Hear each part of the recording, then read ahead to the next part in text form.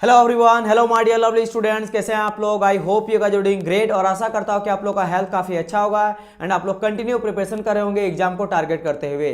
And जो भी आप लोग को लेक्चर मिल रहा है, लेक्चर को आप देख रहे होंगे, जो आपको पीपीटी मिल रहा है, इन सभी चीज़ों को अच्छी तरह से आप लोग ध्यान दे के पढ़िएगा, रिविजन करिएगा और रिविजन के साथ साथ आप लोग को पढ़ते हुए रहना है ताकि जब एग्जाम टाइम आए तो कोई भी डिफिकल्टी आप लोग को फेस नहीं करना पड़े। So my dear student, welcome back once again to an very important and exciting another lecture of production, जिसमें अभी हम लोग बात कर रहे हैं कास्टिंग के बारे में।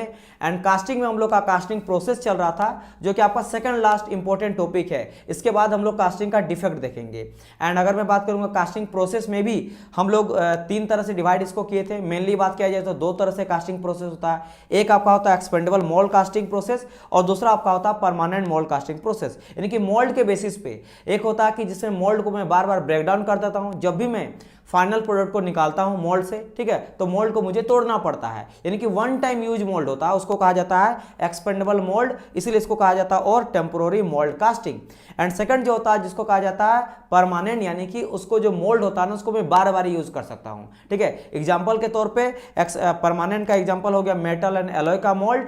ठीक है, मोल्ड जो यूज करते हैं। और एक्सपेंडेबल में मोल्ड में हम बात करेंगे तो सैंड आ जाता है। ठीक है, हमारा जो सैंड आ जाता है वो मेरा कैसा एग्जांपल हो जाएगा, एक्सपेंडेबल मोल्ड कास्टिंग हो जाएगा, क्योंकि इसमें मुझे सैंड को ब्रेक डाउन करके मुझे निकालना पड़ता है फाइनल प्रोडक्ट को। लेकिन जब मैं बात करूंगा किसका, मेटल और एलॉय का, जब मैं मोल्ड बनाता हूं तो उसको मुझे तोड़ने से बहुत ज़्यादा एक्सपेंसिव हो जाएगा, उसको मैं तोड़ता नहीं हूं, उसको मैं बार बार यूज करता हूं, तो इसीलिए उसको कहा जाता है मेरा क्या, परमानेंट मोल्ड कास्टिंग, जिसे मोल्ड को बारी बारी यूज किया जाता है। And as you know that हम लोग का जो एक्सपेंडेबल मोल्ड कास्टिंग है उसमें सभी प्रोसेस के बारे में हम लोग पढ़ चुके हैं, सभी कास्टिंग प्रोसेस के बारे में, चाहे वो मेरा इन्वेस्टमेंट कास्टिंग रहे, सेल मोल्ड कास्टिंग रहे, फुल रहे या फिर CO2 मोल्ड कास्टिंग रहे और सैंड मोल्ड कास्टिंग तो आपको पता ही है। मेनली बेसिकली मैं आपको जो स्टार्टिंग से बताते आया हूँ, गेटिंग एलिमेंट रहे या किसी भी चीज़ में, मैं एग्जाम्पल किसका लेता हूँ, सैंड मोल्ड कास्टिंग का ही लेता हूँ। तो हम लोग का ये पूरा टॉपिक क्लियर हो चुका है ना। आज से हम लोग स्टार्ट करने वाले हैं परमानेंट मोल्ड कास्टिंग, जिसमें हम लोग देखेंगे सबसे पहले सेंट्रीफ्यूगल कास्टिंग के बारे में। आज हम लोग सेंट्रीफ्यूगल कास्टिंग का तीनों टाइप देखेंगे। आपका एक होता है, आपका मैं बात करूंगा अभी, ट्रू होता है, सेमी होता है और सेंट्रीफ्यूगल होता है। True centrifugal casting, semi centrifugal casting और सेंट्रीफ्यूजिंग कास्टिंग। देन बात करेंगे हम लोग डाई कास्टिंग के बारे में नेक्स्ट लेक्चर में। उसके बाद हम लोग बात करेंगे स्लश और स्वीज कास्टिंग के बारे में। तो चलिए डियर स्टूडेंट, आज के क्लास को हम लोग स्टार्ट करते हैं। ठीक है, चलिए। प्रीवियस क्लास में हम लोग का CO2 moulding, CO2 mould casting, full and slush सेल हो चुका था। ठीक है, स्लश तो आ जाएगा आपका परमानेंट में। तो चलिए स्टार्ट करते हैं। तो ये रहा हम लोग का टॉपिक आज का जो पढ़ने वाले हैं, that is called your permanent mould casting process. यानी कि वैसा कास्टिंग प्रोसेस जिसमें जो मोल्ड यूज करते हैं वो मेरा कैसा होता है, परमानेंट होता है। यानी कि मैं जो मोल्ड होता है उसको मैं रीयूज कर सकता हूं, बारी बारी उसको मैं यूज करूंगा। जिसमें सबसे पहले हम लोग बात करेंगे किसके बारे में, that is called your centrifugal casting. Then हम लोग बात करेंगे डाई कास्टिंग के बारे में। देन आपका हो जाता है स्लश कास्टिंग, इसमें आ जाता है। देन आ जाता है आपका स्वीज कास्टिंग। तो वन बाय वन करके स्क्वीज करना, उसमें हम लोग आपको बताएंगे स्लश में, स्लश फ्लश समझ लो, उस तरह से पैटर्न के ऊपर हल्का सा लेयर चढ़ाया जाता है मोल्टर मेटल का, फिर इसको मोल्टर मेटल जो भी लिक्विड मोल्टर मेटल उसको हटा दिया जाता है, तो कुछ देर तक जो रहता है ना वो सोडिफाई जाता है, तो स्लश में आ जाएगा। डाई में डाई बना के मोल्टर मेटल डाला जाता है और सेंट्रीफ्यूगल में सेंट्रिफिकल फोर्स के थ्रू हम लोग मोल्टर मेटल को पोर करवाते हैं, जिसमें होलो रहे, जो भी आपका पाइप वगैरह या फिर रिम वगैरह डिस्क वगैरह बनाते हैं। ठीक है, तो डिस्कस करते हैं वन बाय वन करके। चलिए, तो सबसे पहले हम लोग कास्टिंग के बारे में जो डिस्कस करने वाला है that is your centrifugal casting. उसमें हम लोग बात करेंगे तीन तरह का होगा, ABC करके। तो A नंबर में बात करने वाला सबसे पहले हम लोग ट्रू सेंट्रीफ्यूगल कास्टिंग के बारे में मैं आपको पहले दिखा देता हूं। इसके बाद हम लोग का सेकंड नंबर जो आ जाएगा ना, that is called your centrifugal में सेमी सेंट्रीफ्यूगल कास्टिंग आ जाएगा सेकंड नंबर। ठीक है, एंड थर्ड नंबर का अगर मैं बात करूंगा सेंट्रीफ्यूगल में ही, तो आ जाता सेंट्रीफ्यूगल। ठीक है, ट्रू, सेमी और सेंट्रीफ्यूगल। तो सबसे पहले हम लोग डिस्कस करेंगे किसके बारे में, that is called your true centrifugal casting. क्या होता है, देखो माय डियर स्टूडेंट, अगर इस प्रोसेस को आप ध्यान से देख रहे होंगे तो आपको क्या नजर आ रहा होगा कि इसमें हम लोग एक होलो टाइप से लेते हैं, सिलेंडर टाइप का। ये आपका होलो सिलेंडर आता है, ये पूरा का पूरा यहाँ देख सकते हो, ये होलो सिलेंडर जिसको मोल्ड कहते हैं। तो ये मेरे लिए एक मोल्ड होता है जो कि बेसिकली मेटालिक का हम लोग लेते हैं। किसका लेते हैं, मेटालिक मोल्ड लेते हैं। इसको आप पैटर्न भी बोल सकते हो, लेकिन पैटर्न से ज़्यादा कहीं अच्छा रहेगा कि इसको मैं मोल्ड बोलूँ। मोल्ड करना इसको ज़्यादा बेटर रहेगा, इसलिए मैं मोल्ड बोल के चलूंगा। ये मेटालिक का रहता है। और इसमें हम लोग करते क्या है, इसमें सिंपल हम लोग मोल्टेन मेटल को सेंटर में ड्रॉप कराया जाता है। देखो यहाँ पे ये मोल्टेन मेटल यहाँ से गिराया जा रहा है, ठीक है, एक कंटेनर लिया गया, कंटेनर के थ्रू हम लोग मोल्टेन मेटल को पोर करा रहे हैं, गिरा रहे हैं। कहाँ पे? सेंटर में गिराते हैं, सेंटर में ड्रॉप कराया जाता है, गिराया जाता है। एंड उसके बाद क्या होता है, due to centrifugal force, centrifugal force के चलते ये चारों तरफ क्या होता है, फैल जाता है मोल्टेन मेटल। क्या होता है? सेंट्रीफ्यूगल फोर्स की वजह से मोल्टेन मेटल होलो सेक्शन में, जो आपका हम लोग लिए हैं मोल्ड, वो कैसा लिए? होलो सेक्शन लिए, होलो सिलिंड्रिकल सेक्शन लिए। तो होलो सेक्शन या फिर पैटर्न बोल लो, होलो पैटर्न के आउटसाइड में, चारों आउटसाइड में, यानी कि आउटसाइड पेरीफेरी बोल सकते हो, ये होलो जो सिलिंड्रिकल है, ठीक है, इसके पेरीफेरी में जाके जमा हो जाता, कलेक्ट हो जाता मोल्टेन मेटल। और आफ्टर सोलिडिफिकेशन यानी कि कूल होने के बाद, ठंडा होने के बाद, होलो सेक्शन पाइप की तरह मुझे यहां से मिल जाता है। ट्रू सेंट्रीफ्यूगल कास्टिंग का सबसे खासियत क्या होता है, सबसे इंपॉर्टेंट खासियत क्या होता है, सबसे मेन पॉइंट होता है वो ये होता है कि इसमें जितने भी आपका डस्ट पार्टिकल होता है, लाइट इंप्योरिटी होता है ना, ठीक है, वो सभी का सभी मेरा बीच में जमा हो जाता है। तो ये आप देख सकते हो ना, जो बीच में दिखाया गया है, ये सभी लाइट इंप्योरिटी ऑटोमेटिकली सेंटर में आके जमा हो जाता है। सभी का सभी light impurity dot dot colour का आप देख सकते हो, रेड कलर से जो दिखाया गया है, ये सभी क्या है, इंप्योरिटी है, ये सभी क्या है, इंप्योरिटी है। तो इंप्योरिटी जो लाइट होता है, इंप्योरिटी होता है और डस्ट पार्टिकल होता है, वो सेंटर में आ जाता है। और जो हेवी आपका डेंसिटी वाला होता है, वो ड्यू टू सेंट्रीफ्यूगल फोर्स आपके पेरीफेरी में, जो होलो सेक्शन होता है, जो हम लोग मोल्ड लिए हैं, यानी कि मोल्ड बोल लो या फिर इसको हम लोग पैटर्न बोलेंगे, ठीक है, जो किसका लिए, मेटालिक का लिए हैं, इसके क्या हो जाता है, आपके आउटसाइड पेरीफेरी में जाके कलेक्ट हो जाता है और आफ्टर सॉलिडिफिकेशन मुझे होलो सेक्शन मिल जाता है। तो ये होता था मेरा सेंट्रीफ्यूगल फोर्स। अब इतना चीज जानने के बाद थोड़ा सा यहाँ से ध्यान से देखना कि यहाँ पे और क्या क्या चीज़ों के बारे में मैं यहाँ पे बताने वाला हूँ। तो अगर इस फिगर को ध्यान से आप देखेंगे तो यहाँ आपको क्या क्या नजर आ रहा होगा। एक आपको यहाँ नजर आ रहा होगा प्राइम मूवर। क्या नजर आ, प्राइम मूवर, जिससे कनेक्टेड मेरा शाफ्ट है, जो इस शाफ्ट को घुमा रहा है। और उस शाफ्ट को घूमने के चक्कर में क्या हो रहा है, मेरा पूरा का पूरा जो मोल्ड है ना, जो मेटालिक मोल्ड है, जो होलो सेक्शन यहाँ से नजर आ रहा है, यहाँ से लेकर यहाँ तक का ये जो है, ये भी रोटेट कर रहा है। क्या हो रहा है, ये भी मेरा रोटेट कर रहा है। राइट, समझ आया कि नहीं। उसके अलावा ये आप नीचे देख सकते हो, दो लगाया गया, ये सभी क्या, दीज आर गाइड रोलर्स। ये गाइड रोलर मतलब गाइड करता है, क्या करता है, मेरा सीधा चलने में हेल्प करता है। भाई होलो आपका जो मोल्ड है, जो लोहा का सेक्शन है, मेटालिक सेक्शन है, वो जो रोटेट कर रहा है इस तरह से, उसको अगर गाइड नहीं किया जाए तो वो आगे पीछे इधर उधर हो सकता है। तो उससे क्या हो सकता है, मेरा जो फाइनल प्रोडक्ट है वो मेरा सही सिमेट्रिकल मुझे नहीं मिल पाएगा। राइट, तो इसके लिए ये मेरा गाइड करता है कि सही डायरेक्शन पे चले, सीधा वही चले।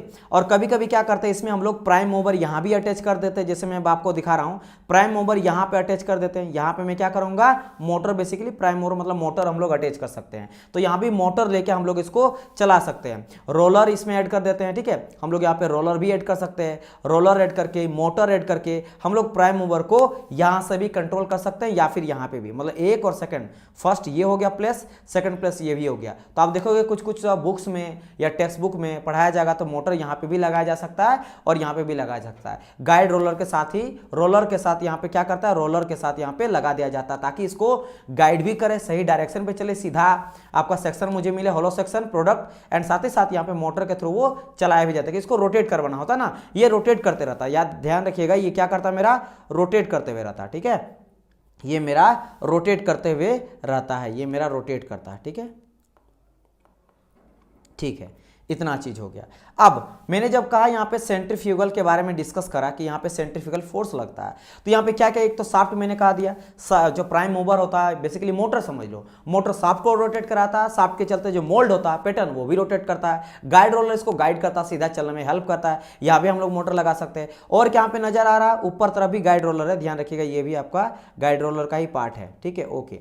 फिर यहाँ पे मैंने और क्या बात करा कि यहाँ पे आपको और एक चीज नजर आ रहा है, दैट इज कॉल्ड योर ये कंटेनर। कंटेनर में क्या होता है, मोल्टेन मेटल यहाँ से पोर करा जाता है, यहाँ से क्या हो जाता है, मेरा मोल्टेन मेटल यहाँ से गिराया जाता है। ये देखो, मोल्टेन मेटल यहाँ से गिराया जा रहा है, मोल्टेन मेटल सेंटर में गिराया जाता है। और ड्यू टू सेंट्रीफ्यूगल फोर्स के चलते क्या होता है कि मेरा जो मोल्टेन मेटल है ना, वो पाउट और पेरीफेरी में क्या होता है, पेरीफेरी में जाते रहता है, पेरीफेरी में जाते रहता है। और हाई डेंसिटी, जो हाई डेंसिटी का होता है, ठीक है, पार्टिकल्स, वो मेरा क्या हो जाता है, पेरिफेरी में जमा हो जाता है, और जो लो डेंसिटी का होता है वो मेरा बीच में जमा हो जाता है। हाई डेंसिटी का एकदम चारों तरफ पेरिफेरी में जमा हो जाता है, हाई डेंसिटी मटेरियल या फिर हाई डेंसिटी लिक्विड मेटल, और लो डेंसिटी लिक्विड मेटल जिसमें इम्प्योरिटी वगैरह था वो ऑटोमेटिक बीच में मुझे मिल जाता है। तो काफ़ी अच्छा इसका ये खासियत आपका होता है, राइट। तो सेंट्रीफ्यूगल फोर्स जिसके चलते ये आउटर पेरिफेरी में जा रहा मोल्टेन मेटल, वो क्या होता है, वो होता है आपका, आप यहाँ पे देख सकते हो, वो आपका हो जाता है एफ सेंट्रीफ्यूगल फोर्स, यानी कि F C F4 force C4 centrifugal is equal to क्या हो जाता है mv² डिवाइड बाय आर। या फिर इसको मैं और एक चीज से आप लोग जानते होंगे, ठीक है, यहाँ पे क्या जाना जाता है mr ओमेगा स्क्वायर। अब ये आया कैसे, ये चीज को आप देख सकते हो कि यहाँ पे मैंने लिखा FC is equal to mv² divide by R, where R क्या ध्यान रखिएगा, ये आपका रेडियस है, radius of the mould pattern. Mould pattern का जो रेडियस होता है ना, ये रेडियस, ये आपका आर है, ठीक है, ये क्या होता है मेरा आर होता है, ठीक है। वही आर यहाँ पे लिया गया, एम क्या होता है, मास होता है, वी होता है वेलोसिटी जिससे वो रोटेट करा जिस स्पीड से, ठीक है, ओके। अब यहाँ पे आपको पता है जो वी होता है, v equal to r omega हम लोग लिख सकते हैं, ठीक है। अब मैं जब वी का वैल्यू यहाँ पे पुट करूंगा तो एम यहाँ पे आ जाएगा, आर ओमेगा आ जाएगा, और टोटल दोनों का होल स्क्वायर है तो दोनों का होल स्क्वायर आ जाएगा, आर आ जाएगा, तो आर से यार यहाँ पे कट जाएगा, बचेगा क्या, यहाँ पे बचेगा mr ओमेगा स्क्वायर। इसीलिए मैं डायरेक्ट यहाँ पे लिखा हूँ FC equal to mr omega square. ये क्लियर हो गया यहाँ पे, चलिए ये चीज यहाँ से क्लियर यहाँ पे हो गया होगा। आगे बढ़ते हैं, नेक्स्ट यहाँ पे देखो, जब मैं FC बात करूंगा, अभी ये FC क्या है डियर स्टूडेंट, तो FC बेसिकली आपका ये सेंट्रीफ्यूगल फोर्स जो है ना, ये कौन सा फोर्स का बात कर रही है, ये उस फोर्स का बात कर रहा है जिसमें मोल्टेन मेटल जो है ना किस फोर्स के साथ आ रहा है, चारों तरफ पेरिफेरी में जा रहा, उस फोर्स का बात किया, यानी कि कुछ ना कुछ मोल्टेन मेटल का मास होगा और कुछ एक्सेलरेशन के साथ वो मेरा आ रहा है, ठीक है। तो m इंटू है, तो m into A equal to यहाँ तो mr ओमेगा स्क्वायर है ही, तो m से m मास कट जाएगा क्योंकि मास तो सेम ही वही लिक्विड मेटल है, तो m से m कटा तो बचेगा यहाँ पे a equal to r omega square. तो और ओमेगा इक्वल टू जानते हैं 2 पाई n बाई 60। n क्या हो जाता है, किस स्पीड से इसके साथ ये रोटेशन कर रहा है, आरपीएम में, ठीक है, रेवोल्यूशन पर मिनट में, उसको रेवोल्यूशन पर सेकंड में भी आप निकाल सकते हैं, ठीक है। तो यहाँ पे आरपीएम में आ जाएगा 2 पाई n डिवाइड बाई 60 का, ओमेगा का है होल स्क्वायर, तो 2 पाई n अपॉन 60 का भी होल स्क्वायर। तो फाइनली मुझे आपका कौन सा प्रोडक्ट मिल जाएगा, एक्सेलरेशन, जिस एक्सेलरेशन के साथ ये मेरा रोटेट कर रहा है, ठीक है, वो क्या निकल जाएगा, a equal to acceleration equal to निकल जाएगा मेरा क्या, r which is radius of the mould pattern. चाहे तो आप इसको लिख लेना, ठीक है, r क्या हो जाएगा, radius of the mould pattern. इसके बाद बात करें n is the speed, a is the acceleration, क्या हो जाएगा, a इज द एक्सेलरेशन। समझ आया कि नहीं, चलिए ये चीज यहां से हो गया। अब इसका स्टेटमेंट जान लो, देखो पूरा का प्रोसेस यहाँ पे समझाया गया है। ये देखो इस तरह से आपका मोल्टेन मेटल सेंटर में ड्रॉप, अच्छा और एक चीज यहाँ पे आप देखना सेंटर में ड्रॉप कराया जाता है, इसलिए मुझे सेंटर आपका, एक सेकंड यहाँ से देखो, ये आपका एक्सिस है ना, इस चीज को मैं यहाँ पे लिखा देता हूँ क्योंकि इससे रिलेटेड क्वेश्चन यहाँ पे बनेगा अभी। दिस इज योर एक्सिस, इसीलिए हम लोग एक्सिस सिमेट्रिकल ऑब्जेक्ट बनाते हैं। एक्सिस सिमेट्रिकल मतलब एक्सिस के उधर भी और इधर भी आपको सेम नजर आएगा। देखो एक्सिस ये पार हो रहा है, एक्सिस के इस साइड में भी अगर मैं फर्स्ट सेक्शन बोलूं, इधर सेकंड सेक्शन बोलूं, दोनों तरफ आपको मिरर इमेज लगेगा। जितना आपको इधर जिस तरह से दिखाई दे रहा है ना, सेम उसी तरह आपको सेकंड पार्ट भी दिखाई देगा। तो एक्सिस सिमेट्रिकल, एक्सिस के दोनों तरफ सिमेट्रिकल मतलब समान, मिरर जैसा। समझ आया कि नहीं, उस तरह से आपको सेक्शन नजर आ रहा है। मैं बहुत बारी आपको बता दूं, सिमेट्रिकल मतलब जैसे सेक्शन रख लिए, सर्कल लिए, सर्कल के बीच में ड्रॉ कर दिए, तो आप ड्रॉ करने सेंटर से अगर मैं पार करूंगा तो पहला और दूसरा पार्ट दोनों एकदम मिरर जैसा लगेगा। जैसे अगर मैं अलग अलग कर देता हूं, एक भाग इधर एक भाग इधर, तो दोनों एक जैसा नजर आ रहा है ना, इसी को आ जाता है क्या, सिमेट्रिकल। एक्सिस मतलब एक्सिस के सिमेट्रिकल, तो एक्सिस सिमेट्रिकल मुझे ऑब्जेक्ट यहां से मिलता है, ठीक है। चलिए जितने भी आप होलो पाइप वगैरह देख सकते हो, सभी आपका एक्सिस सिमेट्रिकल होता है, तो ये आपका एक्सिस हो गया। चलिए अब देखो, तो यहाँ पे आपको क्या नजर आ रहा है, एक्सिस सिमेट्रिकल, एक्सिस के में ड्रॉप किया जाता है मोल्टेन मेटल को, और ये किस तरह से देखो सेंट्रीफ्यूगल फोर्स के चलते क्या हो जाता है, चारों तरफ सेंटर तरफ ये क्या करता है, आपका फॉलो करवाता है। देखो यहाँ से निकल रहा है और यहाँ से निकल के इस तरह करके जा रहा है। देखो यहाँ से जो आउटपुट यहाँ से नजर आ रहा है ना, मैं ग्रीन कलर से दिखा दे रहा हूँ, यहाँ से आपका आउटपुट हो रहा है मोल्टेन मेटल, वो मेरा आउटर पेरिफेरी में जा रहा है होलो सेक्शन के।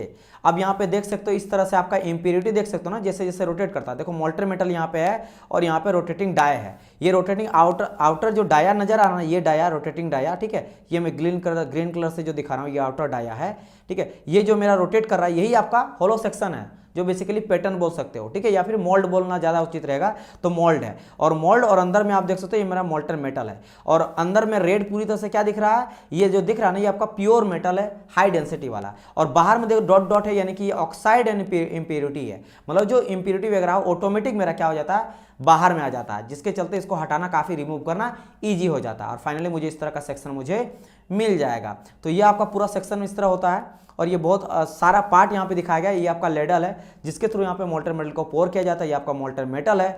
ये आपका बात करेंगे पोरिंग टब है, जहाँ पे गिराया जाता है ताकि सेंटर से गिरे। ये देखो गिराया जा रहा है, फिर ये रोटेट होता है, ये रोटेट हो रहा है। ये आपका मेटल का मोल्ड है, ठीक है। सेंट्रीफ्यूगल कास्ट ट्यूब अंदर में डाला जाता है, जो बेसिकली आफ्टर सॉलिडिफिकेशन के बाद जो मिलेगा ना, वो चीज़ यहाँ से है। ये चीज़ जो मैं जैसे रेड कलर से दिखा रहा हूँ, ये जो आपको दिखाई दे रहा है ना, इतना मैंने कर दिया, ये ट्यूब है, ये क्रॉस सेक्शन कट करके आपको दिखाया जा रहा है। आफ्टर सॉलिडिफिकेशन मुझे इस तरह का प्रोडक्ट मिलेगा। ये आपका रोलर वगैरह है, जो कि बेसिकली क्या करता है, इसको रोटेट भी करवा रहा है। देखो ये रोटेट कर रहा, घूम रहा है ना, ये रोटेट यहाँ से करवा रहा है, ये भी रोटेट करवा रहा है, ये रोटेट करवाता है, और भाई सीधा भी रखता है, ठीक है। एक्सिस के सीधा रखता है, एक्सिस के सिमेट्रिकल रखता है, ताकि एक्सिस सिमेट्रिकल मुझे ऑब्जेक्ट मिले। इस तरह से देख सकते हो रोलर मेरा काम करता है, पूरी तरह से रोटेट इसको करवाता है, ठीक है। समझ आया कि नहीं? चलिए ये आपका यहाँ पे देख सकते हो। अच्छा, यहाँ पे कहा गया कास्टिंग साउंडनेस कंपेरिजन, कि अगर मान लो आपका सेंट्रीफ्यूगल कास्टिंग कर रहे हो, अगर आप नहीं करोगे तो क्या अंतर होगा? तो ये अंतर होगा कि अगर आप सेंट्रीफ्यूगल कास्टिंग करते हो तो ड्यू टू सेंट्रीफ्यूगल फोर्स एक हाई डेंसिटी पार्टिकल जो आपका आउटर पेरिफेरी में जाता है, वो एक स्पीड के साथ जाएगा, एक लेयर फिर दूसरा लेयर तीसरा लेयर, और अच्छी तरह से वो ना अपना लेयर बना के एक अच्छा कॉम्पैक्ट आपको ऑब्जेक्ट मिलेगा। लेकिन अगर आप यही देखो, यहाँ पे कोई भी श्रिंकेज नजर नहीं आ रहा है, क्योंकि देखो बहुत अच्छी तरह से यहाँ पे अरेंजमेंट है। लेकिन आप स्टैटिक कास्टिंग करेंगे, मतलब फेंक रहे हैं, कोई हाई वेलोसिटी के जा रहा है, कभी लो वेलोसिटी के जा रहा है, कभी इंप्योरिटी अंदर चल जा रहा है, तो वहाँ पे ढेर सारा आपको श्रिंकेज अलाउंसेस देखने को मिलेगा। देख सकते हो ना यहाँ पे कुछ किस तरह से यहाँ पे जो अंदर का पार्टिकल्स है वो बेसिकली यहाँ पे दिखाया जा रहा है कि अनइवन यहाँ पे जो है अरेंजमेंट आपको देखने को मिलेगा। इसलिए सेंट्रीफ्यूगल कास्टिंग का काफ़ी अच्छा मुझे जो यूनिफॉर्म प्रॉपर्टी है पूरा मटेरियल का throughout the whole system, एक जैसा आपको प्रॉपर्टी मिलेगा मैकेनिकल प्रॉपर्टी, चाहे hardness, toughness, ductility, malleability, tough, fatigue, ये सब चीज बहुत अच्छा प्रॉपर्टी आपको देखने को मिलेगा, राइट। ये भी देख सकते हो फाइनल प्रोडक्ट बनने के बाद आपका पूरा का पूरा क्रॉस सेक्शन एक जैसा प्रॉपर्टी मिलेगा। लेकिन यहाँ पे आपको ढेर सारा इंप्योरिटी वगैरह हो सकता है अगर आप इस तरीके से नहीं करोगे कास्टिंग, यानी सेंट्रीफ्यूगल के तरीके से कास्टिंग नहीं करोगे। तो चलिए ये चीज़ आप समझ गए होंगे, और बाकी सभी चीज़ों को मैं इरेज कर देता हूँ यहाँ पे, जो भी मैंने आप लोग को यहाँ पे समझाया। आगे बढ़ता है, यहाँ पे बस स्टेटमेंट हम लोग देखेंगे इसका, ठीक है। सारे जितने भी स्टेटमेंट है उन सभी चीज़ों को मैं यहाँ पे बताऊंगा आप लोग को, तो ये सभी चीज़ को हटा देते हैं। ओके, आ जाते हैं यहाँ पे स्टेटमेंट, और यहाँ पे देख सकते हो इस तरह से होलो सेक्शन, इस तरह से होलो सेक्शन मुझे हम लोग को जो है वो इससे मिलता है, इस तरह से होलो सेक्शन हम लोग को मिलता है। फिर से यहाँ पे देखो, अच्छा और एक चीज़ यहाँ पे बताया गया है दैट हम लोग क्या करते हैं ना, कभी कभी दो लेयर चढ़ाते हैं। आप देखोगे ना, एक स्टील का लेयर है, एक कॉपर का लेयर है, इस तरह से दो लेयर चढ़ा जाता है, एक एल्यूमिनियम का लेयर है, किसी और चीज़ों का लेयर है। तो फर्स्ट लेयर और सेकंड लेयर ये भी कर सकते हैं। आपने पहला लेयर चढ़ाया फिर दूसरा लेयर चढ़ाया, तो वो भी आप इस तरीके से कर सकते हो और काफ़ी अच्छा प्रॉपर्टी आपको मिलेगा। हॉरिजॉन्टल, ये आपको देखो बेसिकली बताया हॉरिजॉन्टल सेंट्रीफ्यूगल कास्टिंग, इस तरह से भी आप मोल्टन मेटल को हुक के थ्रू, क्रेन के थ्रू भी मोल्टन मेटल को यहाँ पे पोर करवा के आप जो है सेंट्रीफ्यूगल कास्टिंग के थ्रू होलो ऑब्जेक्ट को प्राप्त कर सकते हो, निकाल सकते हो, बना सकते हो, राइट। तो चलो वन बाय वन करके डिस्कस करते हैं सभी इंपॉर्टेंट आपका पॉइंट जो आपको पता होना चाहिए। सबसे पहले कहा गया liquid metal will be inter into the mould which is under the rotation, ठीक है। अंडर रोटेशन पे वो घूमते रहता है आपका मोल्ड, उसमें हम लोग मोल्टन मेटल को डाला जाता है, बिल्कुल सही। और ये जितनी भी स्टेटमेंट है, हर एक स्टेटमेंट से आपका एग्जाम पूछा गया, स्टेटमेंट टाइप ही यही पूछा जाता है, इसीलिए पूरा का पूरा स्टेटमेंट लिखा गया है। तो ध्यान रखेगा, इन सारे स्टेटमेंट से आपको क्वेश्चन एग्जाम में पूछा गया। सेकंड बात करेंगे, to produce hollow cylindrical object, ठीक है, मास प्रोडक्शन में, ठीक है, विदाउट यूजिंग एनी कोर। ये बहुत इंपॉर्टेंट यहाँ पे बताया गया कि इसमें हम लोग कोर का यूज नहीं करते, विदाउट यूजिंग दी कोर, यानी इसमें हम लोग कोर, आप देखो यहाँ पे कहीं भी कोर क्या मुझे सपोर्ट, याद करो इससे पहले अगर मैं बात करूंगा ना, इससे पहले जो हम लोग पढ़े थे, याद करो होलो सेक्शन बनाने के लिए, उसमें जैसे स्लस कास्टिंग मैंने आप लोग को बताया था, स्लस कास्टिंग।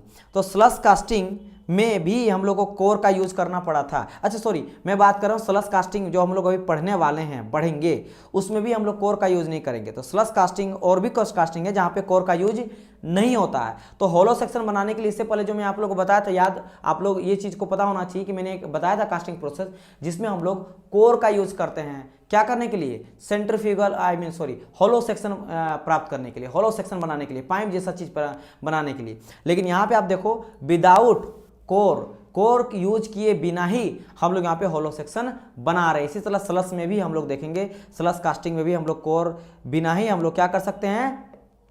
होलो सेक्शन बना सकते हैं। आगे बात करें, due to centrifugal force high density pure metal goes away from the axis. ये बहुत इंपॉर्टेंट है, ठीक है, axis of the rotation of the mould, but less density जो इंप्योरिटी होता है ना वो मेरा कलेक्ट हो जाता है टुवर्ड द सेंटर। क्योंकि जो भी आपका डस्ट पार्टिकल होता है वो हेवी तो होता नहीं है, बहुत ही लाइट वेट होता है, तो ऑटोमेटिक सेंटर में जमा हो जाता है, तो ईजी हो जाता है रिमूविंग, फिनिशिंग वगैरह करके उसको हटा देते हैं। Due to centrifugal force faster rate of cooling देखने को मिलता है, यानी कि यहाँ पे जो रेट ऑफ सॉलिडिफिकेशन वो काफी फास्ट होता है, जल्दी ठंडा होता है, ठीक है, क्योंकि रोटेशन के चलते वो काफी फास्ट कूलिंग आपको देखने को मिलता है। Know getting element is required. आप यहाँ पे देखो, क्या यहाँ आपने कोई भी स्प्रू का यूज करा? नहीं, ठीक है, ना रनर का यूज करें, ना हम लोग राइजर का यूज करें, तो दैट इज वाई यहां पे मेरा क्या हो जाएगा? कास्टिंग इल्ड जो होगा ना, गेटिंग एलिमेंट अगर नहीं यूज हो रहा तो कास्टिंग इल्ड मेरा यहां पे नहीं होगा, यानी कि 100% होगा। और मैं आपको कास्टिंग इल्ड क्या बता रखा हूं? कास्टिंग इल्ड जो होता है मेरा, कास्टिंग इल्ड, ठीक है, casting yield is equal to हम लोग VC divide by VC plus VG बोले थे ना, that is VC is volume of casting and VG is volume of gating element. और चूंकि यहाँ पे ना तो मैं गेटिंग एलिमेंट यूज ही नहीं कर रहा हूँ, स्प्रू नहीं यूज कर रहे हैं, रनर नहीं यूज कर रहे हैं, राइजर नहीं यूज कर रहे हैं, यानी कि यहाँ पे मेरा VC और नीचे VC ऊपर VC इन दोनों कट के मेरा एक हो जाएगा। इट मीन्स मेरा ये कास्टिंग जो है वो 100% यहाँ पे होता है, यानी कि कोई भी वेस्टेज नहीं होता है। क्योंकि एंड ऑफ द डे मैं आपको बार बार बताया हूँ कि रनर रहे, राइजर रहे, या फिर कोई भी और चीज़ें मैं एक्स्ट्रा यूज कर रहा हूँ, उन सभी का जो मोल्टेन मेटल जमा होता है उसको कटिंग करके हटाना पड़ता है, रिमूव करना पड़ता है, क्योंकि वो मेरे लिए वेस्ट हो जाता है। मेरे लिए सिर्फ क्या फाइनल होता है, जो मेरा केविटी के अंदर रहता है। लेकिन यहाँ पे केविटी के अंदर जो मुझे मिल रहा है होलो सेक्शन के चारों ओर पेरिफेरी में जमा हो जा रहा है, मोल्टेन मेटल जाके स्टॉक हो जा रहा है, सॉलिडिफिकेशन का मिल रहा है, यहाँ पे कुछ हम लोग यूज ही नहीं कर रहे हैं, इसलिए यहाँ पे कास्टिंग इल्ड क्या जाता है? 100% मुझे देखने को मिलता है, विच इज वेरी गुड, ठीक है, मुझे एक्स्ट्रा वेस्टेज मुझे यहाँ पे बिल्कुल भी देखने को नहीं मिलेगा। फिर यहाँ पे बात करेंगे आगे क्या, accuracy and surface finish is high. इसमें एक्यूरेसी सरफेस फिनिश काफी अच्छा आप लोग को देखने को मिलता है। चलिए ये चीज आपका हो गया, तो यहां से कंप्लीट हो गया हम लोग का क्या, फर्स्ट आपका पार्ट, यदि सेंट्रीफ्यूगल कास्टिंग में true centrifugal casting. Now second हम लोग अच्छा कहां पे यूज करेंगे वो देख लेते हैं। It is generally use for hollow section. मैं आपको पहले बता दूं, देखो ये चीज को ध्यान रखना, ठीक है, कि यहां पे हम लोग कहां यूज करते हैं? होलो एक्सिस सिमेट्रिकल, एक्सिस के सिमेट्रिक, मतलब ये एक्सिस के दोनों तरफ मेरा एक जैसा नजर आएगा, इधर जैसा उधर जैसा, फर्स्ट एंड सेकंड पार्ट में एक जैसा नजर आएगा, मिरर इमेज टाइप से, तो एक्सिस सिमेट्रिकल होता है। और क्या हम लोग समझे कि इसमें हम लोग एक्सिस सिमेट्रिकल और यहाँ पे कास्टिंग इल्ड, दो इंपॉर्टेंट है, कास्टिंग इल्ड 100% होता है, एक्सिस सिमेट्रिकल होता है, और पाइप वगैरह के लिए यूज किया जाता है इस आपके प्रोसेस को। आगे बढ़ा जाए, नेक्स्ट जो आपका आ जाता है सेंट्रीफ्यूगल में, that is called your semi centrifugal casting. अब देखो अगर मैं यहाँ पे बात करूँ डियर स्टूडेंट, यहाँ पे बस एप्लीकेशन चेंज हो जाता है, अदरवाइज जो करते हैं जिस प्रोसेस से करते हैं, यहाँ पे मोल्टेन मेटल को डाला जाता है, ठीक है, डालने के बाद सेंट्रीफ्यूगल फोर्स के थ्रू ये आउटर पेरिफेरी में जाता है, लाइटर जो वेट वाला डस्ट पार्टिकल होता है, इंप्योरिटी होता है, वो बीच में सेंटर में कलेक्ट हो जाता है, और हाई डेंसिटी का जो पार्टिकल होता है मोल्टेन मेटल वो बाहर चल जाता है, मतलब आउटर पेरिफेरी में आपका जो सिलिंड्रिकल मोल्ड होता है। सेम प्रोसेस, बस आपको एक ही अंतर है कि एप्लीकेशन जो है वो अब लंबा लंबा पाइप ना बना के रिम्स बनने लगेगा, डिस्क बनाने लगेगा। गाड़ी का जो रिम्स होता है, डिस्क होता है, वो इसी के थ्रू बनेगा। क्योंकि देखो ये सेक्शन जो है ना पहले बड़ा था, ठीक है, अब इस सेक्शन को कट करके छोटा कर दिया गया है, तो इससे अब हम लोग छोटा छोटा प्रोडक्ट को बनाते हैं इसके थ्रू, बस यही इसमें क्या होगा, अंतर आ जाएगा, ठीक है। तो यहाँ पे देखो एप्लीकेशन होलो, ये तो पहले वाला आ गया, एक सेकंड ये आ गया। अच्छा हाँ, इसका थोड़ा सा एप्लीकेशन हम लोग देखना छोड़ दिए थे ना, ये मैं बात करूँ किसके बारे में, ट्रू सेंट्रीफ्यूगल कास्टिंग के बारे में। तो एग्जांपल थोड़ा जान लो, होलो सिलिंड्रिकल पाइप हो गया, प्रॉपर शाफ्ट हो गया, ठीक है, प्रोपेलर शाफ्ट हो गया, यहाँ पे प्रोपेलर शाफ्ट हो जाएगा, एक सेकंड क्या हो जाएगा यहाँ पे, प्रोपेलर शाफ्ट हो जाएगा। एंड जो आपका गन का बैरल होता है वो भी हम लोग ट्रू सेंट्रीफ्यूगल कास्टिंग से बनाते हैं, ठीक है। तो just a minute, let me right this first. Propeller shaft and gun barrel, ये सभी चीज़ हम लोग ट्रू सेंट्रीफ्यूगल कास्टिंग से बनाते हैं। चलिए मैं बात क्या कर रहा था, सेमी सेंट्रीफ्यूगल कास्टिंग के बारे में, वो मैंने एग्जांपल छूट गया था इसलिए बता दिया।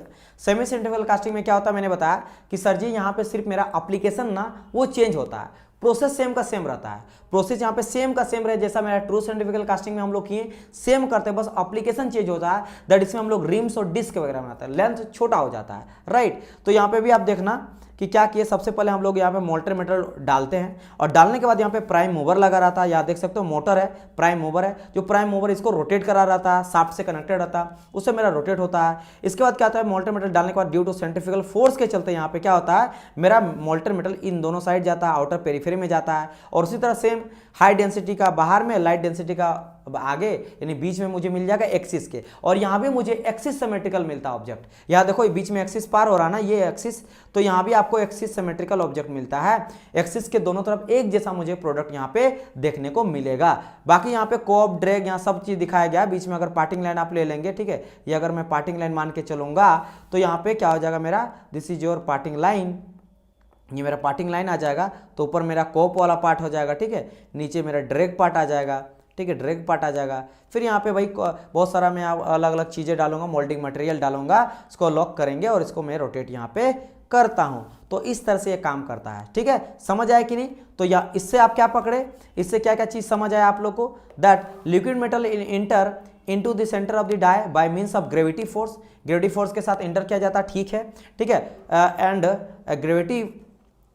Gravity force away from the centre bye means of the centrifugal force. Same high density जो प्योर मेटल होता है अवे हो जाता है सेंटर से, लाइट डेंसिटी पार्टिकल जो है वो सेंटर में कलेक्ट हो जाता है। Strength of the object is more at the outside than the inside. Obviously बात है, हाई डेंसिटी पार्टिकल अगर अंदर बाहर जाएगा तो वहां मुझे ज्यादा स्ट्रेंथ मुझे देखने को मिलेगा, वही कहा गया, strength of the object is more at the outside than the inside. Inside से आउटसाइड में ज्यादा मुझे स्ट्रेंथ मिलता है ऑब्जेक्ट का, बिकॉज वहां पे हाई डेंसिटी का मोल्टन मेटल वहां पे गया है, ठीक है, इसलिए मुझे लाइट डेंसिटी और इंप्योरिटी वगैरह सेंटर में मिल जाता है। एक्सिस ऑफ रोटेशन वर्टिकल, हाँ यहाँ पे एक चीज अंतर है जो कि आप लोग को ध्यान में रखना है, दैट इन दोनों में अगर बात करेंगे तो एक्सिस ऑफ रोटेशन का बात करा जाए ना, यहाँ पे मैं स्टार 2 स्टार एक्स्ट्रा कर देता हूँ, एक्सिस ऑफ रोटेशन से वर्टिकल है, और अगर मैं बात करूंगा देखो यहाँ पे एक्सिस ऑफ रोटेशन क्या है मेरा, वर्टिकल है, लेकिन अगर मैं बात करूंगा ट्रू सेंट्रीफ्यूगल कास्टिंग में तो यहाँ पे एक्सिस ऑफ रोटेशन मेरा क्या था, हॉरिजॉन्टल है। तो याद रखिएगा एक्सिस ऑफ रोटेशन इसमें हॉरिजॉन्टल रहता है ट्रू में, और सेमी का अगर मैं बात करूंगा तो एक्सिस ऑफ रोटेशन मेरा कैसा है, वर्टिकल है, ठीक है, सीधा खड़ा है, उसमें लेटा हुआ रहता है। चलिए ये चीज क्लियर हो गया। एप्लीकेशन का बात करें, जैसे मैंने कहा बस एप्लीकेशन ही चेंज होता, पुलिस वगैरह, व्हील्स वगैरह, रिम्स वगैरह, एक्सिस सिमेट्रिकल ऑब्जेक्ट, और ये भी ध्यान रखना कि इसमें भी मेरा एक्सिस सिमेट्रिकल वर्ड, ये कुछ कुछ चीजें हैं ना जो आपको ध्यान रखना है। एक्सिस सिमेट्रिकल दोनों से मुझे मिला, ठीक है, दोनों ही मेरा सेंट्रीफ्यूगल फोर्स का जो है आपका सेंट्रीफ्यूगल फोर्स के चलते बना। दोनों में जो आपका एक्सिस होता है, एक्सिस किसका मैं बात करूं, एक्सिस ऑफ रोटेशन और एक्सिस ऑफ सेंट्रीफ्यूगल फोर्स, दोनों मेरा एक ही पॉइंट होता है। जैसे ये पॉइंट है तो यही मेरा मतलब समझ रहे हो ना, मैंने क्या कहा, दो चीज के बारे में मैंने कहा, एक्सिस ऑफ रोटेशन एंड, एक second, axis of rotation and axis of centrifugal force, ये दोनों मेरे एक ही जगह पे लाई करेगा। एक्सिस ऑफ रोटेशन का मतलब कहां पे किसके अबाउट घूम रहा तो एकदम सेंटर में घूमेगा, और सेंट्रीफ्यूगल फोर्स का भी एक्सिस एक जगह रहता है ताकि चारों तरफ एक जैसा मेटल जाए, कि कहीं अगर ज्यादा हो गया ना, मान लो एक्सिस ऑफ रोटेशन यहाँ पे है और सेंट्रीफ्यूगल फोर्स का फोर्स यहाँ पे है, तो मेटल कहीं मेरा ज्यादा जाएगा, मोल्टन मेटल कहीं मेरा कम जाएगा, तो मेरा एक जैसा थिकनेस का जो सेक्शन है वो नहीं मिल पाएगा। इसलिए दोनों मेरा एक ही रहता है, इक्वल रहता है। इतना क्यों बोल रहा, क्योंकि जो थर्ड हम लोग पढ़ने वाले हैं सेंट्रीफ्यूगल फोर्स, उसमें आप लोग को ये सभी चीज का डिफरेंस नजर आएगा, ठीक है। चलिए ये सभी चीज यहां पे समझ गए होंगे। Now we are going to discuss about the third type of centrifugal force, that is called your centrifuging. इसको हम लोग सेंट्रीफ्यूजिंग कहते हैं, सेंट्रीफ्यूगल यहां पे भी लिखा गया है, ये बेसिकली हम लोग इसको बोलते हैं सेंट्रीफ्यूजिंग। क्या बोला जाता है, सेंट्रीफ्यूजिंग। जस्ट अ मिनट, इसको मुझे ठीक करने दीजिए। ये सी टाइप में हम लोग क्या पढ़ेंगे, सेंट्रीफ्यूजिंग, ठीक है। क्या हो जाएगा मेरा, सी टाइप में सेंट्रीफ्यूजिंग। सबसे पहले यहां पे देखो मैंने मेंशन कर रखा है कि ये जो मेरा होता है ना सेंट्रीफ्यूगल कास्टिंग, ये किस तरह का सेंट्रीफ्यूगल कास्टिंग होता है, ये मेरा हो जाता है नॉन यूनिफॉर्म। नॉन यूनिफॉर्म हो जाता है, नॉन यूनिफॉर्म हो जाता है। मतलब यहाँ पे आप लोग को देखने को मिलेगा कि एक्सिस सिमेट्रिक नहीं होता है। एक्सिस के इधर आपको अलग ऑब्जेक्ट मिलेगा, इधर आपको अलग तरह का ऑब्जेक्ट मिलेगा। मींस यहाँ पे हम लोग सबसे पहले आप लोग को ये जानना है कि सेंट्रीफ्यूगिंग कास्टिंग में क्या होता है, छोटा छोटा पार्ट्स यहाँ भी बनाया जाता है। क्या बनाया जाता है? छोटा छोटा पार्ट, बट छोटा छोटा अलग अलग मास का, कोई छोटा रहेगा कोई बड़ा रहेगा। ठीक है, समझ आया कि नहीं? मान लो यहाँ पे बना रहा हूँ, जैसे यहाँ पे 4 ऑब्जेक्ट, यहाँ पे फिगर देखना 4 बनाया जा रहा है, तो 4 में हो सकता है, देखो यहाँ पे m1 plus m4 is greater than और equal to m1 plus m3। मतलब हो सकता है कि m1 जो है ना बहुत बड़ा छोटा है, ठीक है, m का वैल्यू बहुत बड़ा है, ठीक है, और ये m4 का वैल्यू और बड़ा है, और m2 का वैल्यू छोटा है, और ये बहुत ही छोटा प्रोडक्ट है। तो इस तरह से कोई बहुत बड़ा प्रोडक्ट होगा, कोई छोटा होगा, कोई बड़ा होगा। मतलब बहुत बड़ा कॉम्प्लेक्स नहीं, छोटा छोटा है, लेकिन छोटा में अलग अलग शेप एंड साइज का, अलग शेप एंड साइज का रहेगा। इट मीन्स यहाँ पे सेंट्रीफ्यूगल फोर्स और जो सेंट्रीफ्यूगल फोर्स का एक्सिस होता है, और जो आपके एक्सिस का आपका जो भी आपका ऑब्जेक्ट है उसके एक्सिस, दोनों में अंतर होता है। मैंने क्या कहा कि यहाँ पे आपको कास्टिंग का एक्सिस बोल लो, ठीक है, एक्सिस ऑफ कास्टिंग। यहाँ पे आपको ये समझाने दीजिए मुझे, ठीक है, axis of casting is not equal to axis of centrifugal force. Axis of casting is not equal to axis of centrifugal force. It means, देखो मेरी बात समझना, यहां पे अगर मैं बात करता हूं कि भाई एक्सिस ऑफ कास्टिंग कहां नजर आ रहा है, इस फिगर को मैं यहां जो मैंने आपको बताया, तो ये वाला जो मैंने आपको बताया ना, दिस इज योर, ये जो आपको मैंने बताया this is your axis of casting. ये कास्टिंग का एक्सिस है, कास्टिंग का एक्सिस है, सी मतलब कास्टिंग का एक्सिस है, ठीक है, समझ गए। कास्टिंग का एक्सिस तो बीच में लेंगे, लेकिन अगर मैं बात करूं सेंट्रीफ्यूगल फोर्स का एक्सिस कहां होगा, तो वो यहां पे अगर लेंगे, मान लेते हैं यहां लेंगे, और मोल्टन मेटल को मैं क्या कर रहा हूं भाई, मोल्टन मेटल को डाला जा रहा है, डालने के बाद ये चारों तरफ फेंका जा रहा, ठीक है, सेंट्रीफ्यूगल फोर्स के चलते होगा क्या माय डियर स्टूडेंट, यहां पे मान लो एक ही जैसा मोल्टन मेटल चारों तरफ फेंकेगा, लेकिन यहां पे मैं बताया कि आपका एक जो है ना वो छोटा है, 2 उससे भी बड़ा है, और 2 और 3, बेसिकली 2 और 3 जो है ना वो बहुत ही छोटा प्रोडक्ट, छोटा ऑब्जेक्ट है, और 1 और 2, ये 1 और 2 था, 1 और 2 बड़ा था और 3 और 4 छोटा था। तो यहां पे मोल्टन मेटल एक जैसा जाएगा।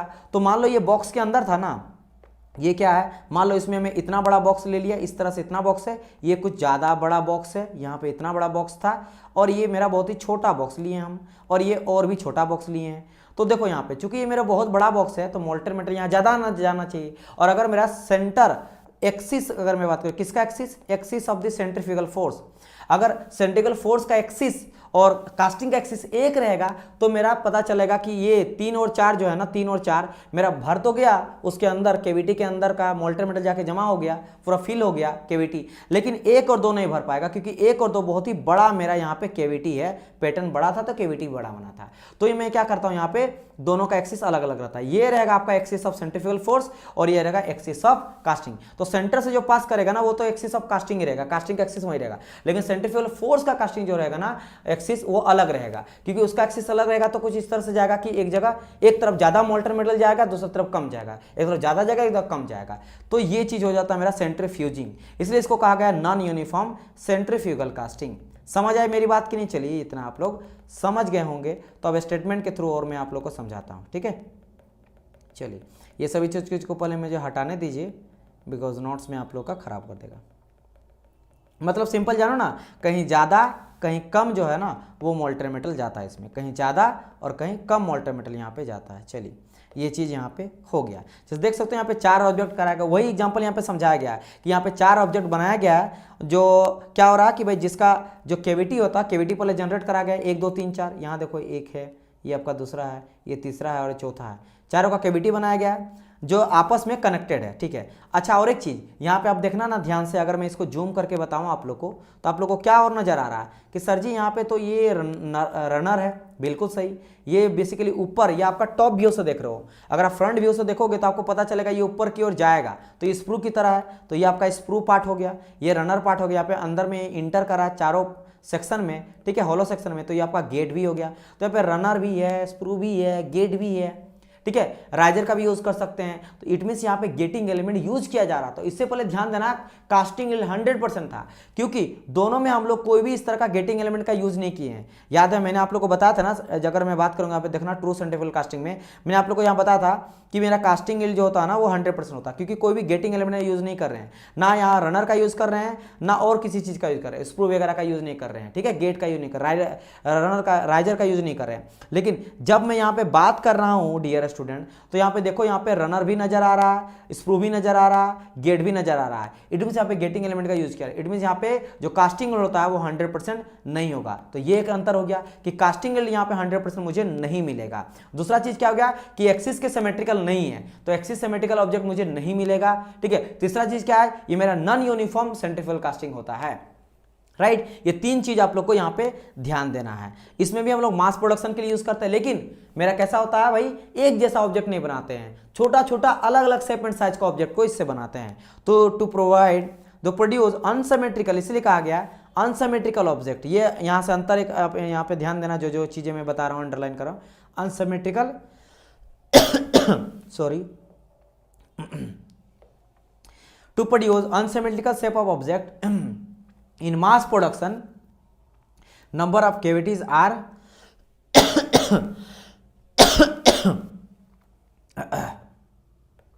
I'm sorry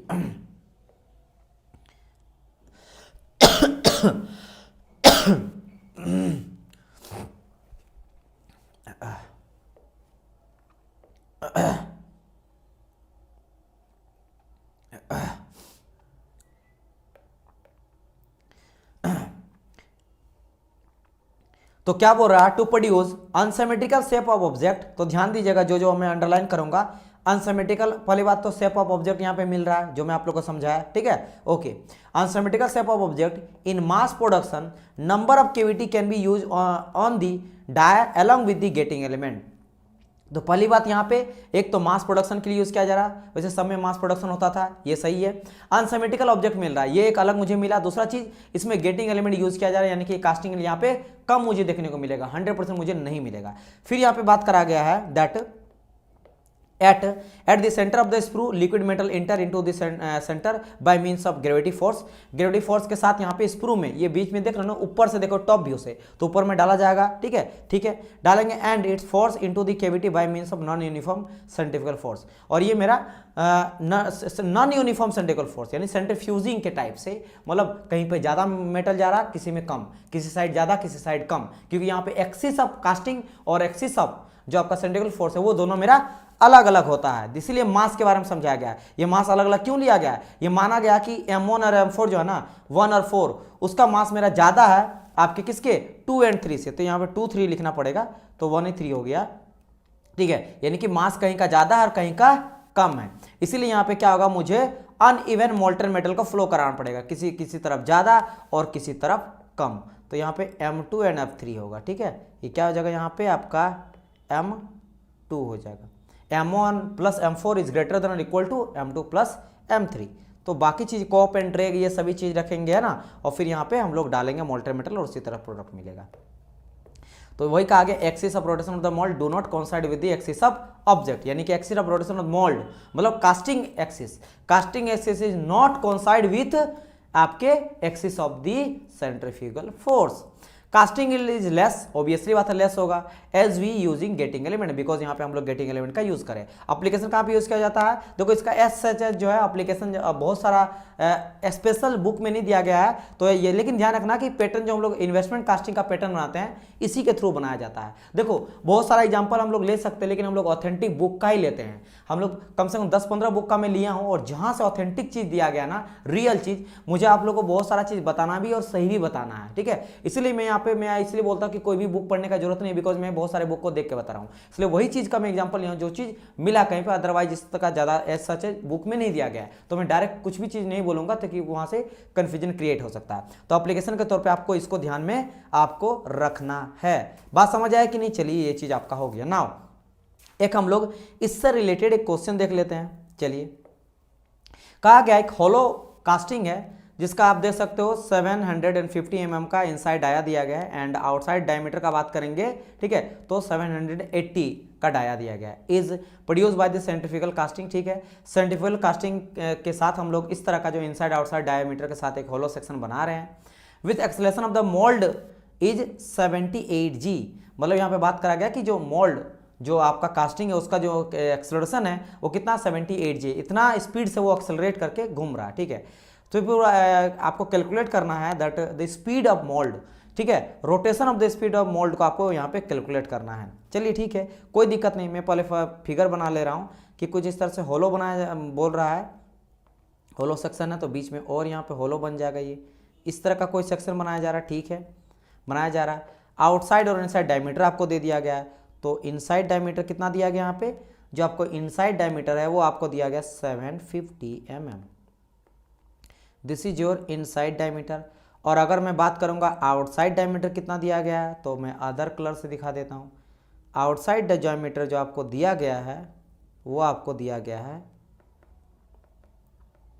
आउटसाइड डायमीटर दिया गया 780। कितना दिया गया आपका 780 दिया गया, एक सेकंड, तो आउटसाइड डायमीटर दिया गया है 780 mm। ओके, अब हम लोग को सेक्शन कितना मिलेगा, हम लोग को तो सेक्शन बस इतना ही मिलने जा रहा है, ठीक है। ये सेक्शन यहाँ से लेकर यहाँ तक मिलेगा, एक सेकंड, इतने ही सेक्शन मुझे मिलेगा, ठीक है, इतना ही सेक्शन मुझे मिल रहा है, इतना सेक्शन मिलेगा मेरे, बाकी मुझे होलो रखना है। और यहाँ पे कोर का भी यूज़ नहीं करना है क्योंकि सेंट्रीफ्यूगल कास्टिंग में कोर का यूज़ हम लोग नहीं करेंगे, फिर भी हम लोग होलो सेक्शन को बना सकते हैं।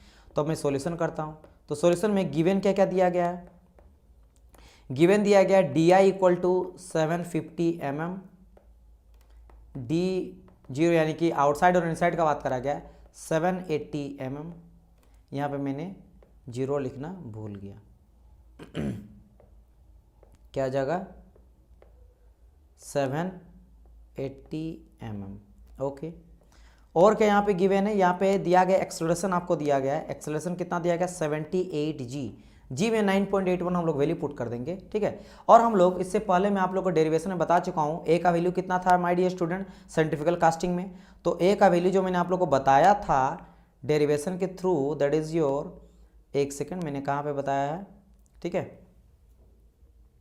तो आप लोग को याद होगा, एक सेकंड मैं यहाँ पे डायरेक्ट बताता हूँ। ए इक्वल टू मैंने आपको बताया था दैट ए इक्वल टू क्या हो जाता है, ए इक्वल टू हो जाता है मेरा आर ओमेगा स्क्वायर, यही मैंने बताया था आप लोग को, बिल्कुल सर यही आपने बताया था। और ओमेगा इक्वल टू 2πn/60 ये भी मैंने बताया था, तो ये भी लिख सकते हैं। ए इक्वल टू मेरा क्या हो जाएगा यहाँ पे आर इंटू भाई 2πn/60, ठीक है, और होल स्क्वायर यहाँ पे आ जाएगा, बिल्कुल मैं यहाँ पे कर सकता हूँ। नाउ यहाँ पे मुझे फाइंड आउट करना है दैट आर बेसिकली क्या है, तो मैं आपको बोल चुका हूँ आर क्या होता है, रेडियस ऑफ द मोल्ड का आपका मोल्ड होता है, रेडियस ऑफ मोल्ड होता है, R is the radius of mould, radius of mould. लेकिन ये आर कौन सा आर लेंगे, तो माय डियर स्टूडेंट यहाँ पे जो आर हम लोग लेते हैं ना वो हम लोग लेते हैं मीन रेडियस, क्या लेते हैं हम लोग यहाँ पे मीन रेडियस लेते हैं, ठीक है। अब मीन रेडियस मुझे निकालना पड़ेगा, तो मीन रेडियस बेसिकली RM होता है, तो मीन रेडियस क्या होता है, मीन रेडियस हम लोग लिखाते हैं DM/2 यानी कि मीन डायमीटर का हाफ करके। अब मीन डायमीटर कैसे निकलेगा, तो मीन डायमीटर जो निकालते हैं DM मीन डायमीटर, ये मैंने निकलता है outer diameter plus inner diameter divide by 2, ठीक है। यानी कि बोल सकते हैं कि RM इक्वल टू डायरेक्ट हो गया D outer diameter plus inner diameter divide by 4, क्योंकि DM डिवाइड बाई 2 था ना, तो ये मेरा मिल गया क्या RM। तो यहाँ हम लोग क्या लेते हैं, हम लोग यहाँ पे मीन जो है ना मीन रेडियस लेके चलते हैं, ये मेरा this is called your mean radius, ये क्या हो गया मेरा मीन रेडियस, इस चीज़ का भी ध्यान रखना, ठीक है। और मीन रेडियस कैसे निकाले, मीन रेडियस निकाले हम लोग मीन डायमीटर डिवाइड बाई 2, और मीन डायमीटर कैसे निकाले, दोनों का डायमीटर का हाफ कर दिए जोड़ के, ठीक है। चलिए तो ये मेरा निकल गया। अच्छा अगर मैं यहाँ पे डायरेक्ट वैल्यू निकालूँ इसका कितना निकलेगा, RM इक्वल टू, तो इनसाइड आउटसाइड का है कितना 750 है, ठीक है, आउटसाइड आपका 80 पहले ले लेते हैं, 780 प्लस आ जाएगा मेरा 750 डिवाइड बाई 2, तो यू विल गेट, यहाँ से आपको मिल जाएगा 382.5, मैं कैलकुलेशन करके रखा हूँ, आप लोग चेक कर लेना, ठीक है। MM में इतना मिलेगा RM इक्वल टू, और अगर मैं बात करूँगा मीटर में तो आपको मिल जाएगा 0.382 मीटर, ये मुझे मिल गया RM equal to. R M equal to मुझे यहाँ पे वैल्यू मिल गया। नाउ अब मैं क्या करूँगा, वैल्यू पुट करूँगा आर एम इक्वल टू, ये बेसिकली आर क्या आर एम है, तो इक्वल टू मैं और लिख सकता हूँ कि इज इक्वल टू मैं बोल सकता हूँ A equal to basically R के जगह में आर एम है और 2 pi N divide by 60 and whole square आ जाएगा। नाउ आगे बढ़ते हैं हम लोग। ए इक्वल टू, अच्छा यहाँ पे जो ए है, ए का भी वैल्यू आपको दिया गया क्या 78G। देखो यहाँ पे ए इक्वल टू 78 आपको जी दिया गया है, देखो यहाँ पे मैं हाईलाइट करके दिखा रहा हूँ, ए इक्वल टू 78G और जी का भी वैल्यू आपको पता 9.81, तो डायरेक्ट मैं ए के जगह मैंने पुट कर सकता हूँ 78 और जी के जगह में 9.81 मैंने पुट कर दिया यहाँ पे, ठीक है ये हो गया। Is equal to R M equal to value मैंने कितना निकाला 1 second is equal to 0.382 divide by 2 pi N divide by 60 का होल स्क्वायर। आपको एन ही तो फाइंड आउट करना है, क्योंकि बोला गया calculate the rotational speed, rotational speed यानी एन का बात करा गया है, ठीक है क्या बात करें एन का, क्योंकि जो ये एक्सेलरेशन ऑफ मोल्ड है ना वो बेसिकली दिया गया था, ए दिया गया था, तो एन निकालना तो एन फाइंड आउट करेंगे डायरेक्ट, यहाँ से एन आपका निकल जाएगा और एन इक्वल टू मैं आपको बता देता हूँ कितना निकलेगा, एन इक्वल टू आपका निकल जाएगा 427.1, क्या निकलेगा 4, और ये किस में निकलेगा रेवोल्यूशन पर मिनट में, यानी कि आरपीएम में आपका ये आंसर हो जाएगा। This is your answer for this question, ये आपका आंसर यहाँ से निकल गया, दिस इज योर आंसर। कितना निकला यहाँ पे रेवोल्यूशन पर मिनट, यानी कि इसका 427.1 यहाँ पे पर मिनट में रेवोल्यूट कर रहा है, रोटेशन यहाँ पे हो रहा है। तो ये रहा एक न्यूमेरिकल भी मैंने आप लोग को समझा दिया यहाँ से। नेक्स्ट क्लास में हम लोग डिस्कस करेंगे डाई कास्टिंग के बारे में, जैसे मैंने आप लोग को बताया था। डाई कास्टिंग नेक्स्ट क्लास में कंप्लीट हो जाएगा, इसके बाद हम लोग करेंगे जो रिमेनिंग बचा हुआ कास्टिंग है वो एक लेक्चर में हो जाएगा, देन हम लोग आपके डिफेक्ट की ओर चलेंगे। सो गाइस मिलते हैं हम लोग नेक्स्ट पार्ट में, तब तक के लिए goodbye and God bless you all.